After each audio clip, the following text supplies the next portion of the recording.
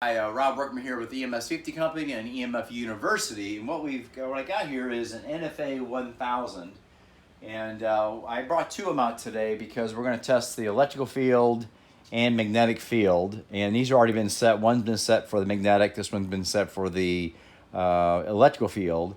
So I'm going to just turn this on log, and then I'm going to set this down, and we're going to start logging a 24-hour diagnosis here. What we're going to do is find out why is there current flowing on these wires up here. Even though we got the breakers off in here, we've already figured out there's 6 breakers we need to turn off to reduce the electrical field in here so we don't have any flow, current, or voltages. There's nothing actually on these wires. But unfortunately, due to the geothermal unit, these pumps, sometimes you get an inline filter that needs to be installed to prevent the current from getting on or being activated or getting charged in this room, because we're still picking up some unnecessary electrical fields or magnetic fields. So I'm going to go and turn this on to log, and we're going to know this is going to be log number 13. So right now we got this on magnetic field, log number 13, and then I'm going to turn this one on. This is on, it should be on electrical field, turn on log, and that is on the electrical field, and log number 13. So 13 and then 32. So we'll jot those down. That way I hook these up to my computer.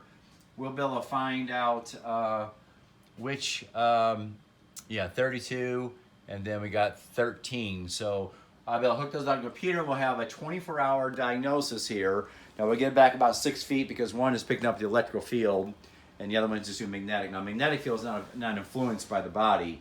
Magnetic field is only influenced by current flow in the wires. So let's go and walk in the other room here. So when I first came here about a year ago, we knew there was current on the pipes getting on there, which we found out there was a ground and neutral issue. We had we have a sub panel here, we have an electrical panel here, and what we did had an electrician come in here, and the homeowner's done a really good job. She's actually diagnosed every single breaker and what rooms are affecting, which is very, very rare, but this homeowner did a really good job here.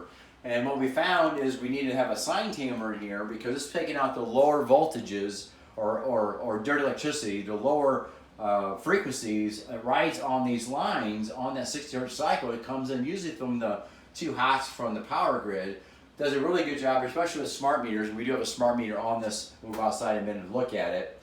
And then we also added the DNA filters, which picked up the higher frequencies. A lot of times those are from the solar panels from people's home, maybe as much as three or four miles away. So this has been separated. I'm not going to take the box apart. We separated the grounds and neutrals.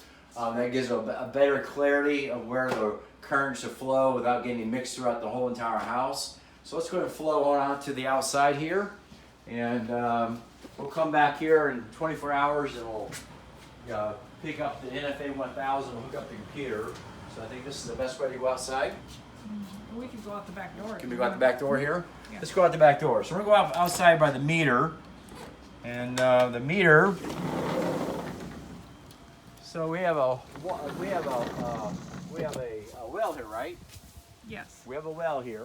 Okay, so that's one issue. Another reason why you have a loop, what we call a loop in the system, because you have another grounding system for these wells a lot of times, and 2 different areas of ground. Sometimes we'll loop into the house and cause the current flow. So now here, so this is your typical meter. Okay, so this actually is set up to look like an analog. This is what we call an AMR meter. Then we had an older meter here as well, which we found it was actually putting out some frequencies here. So we had a DNA, we had an Iron Maiden, and the Iron Maiden, this allowed just enough of the frequency to get through. We did test it. It's putting out the 900 megahertz and the 2.4 gigahertz. Now sometimes what we do when we separate the grounds and neutrals, we actually have a meter disconnect out here. Actually a meter disconnect where you actually disconnect on the outside. That way then the first means of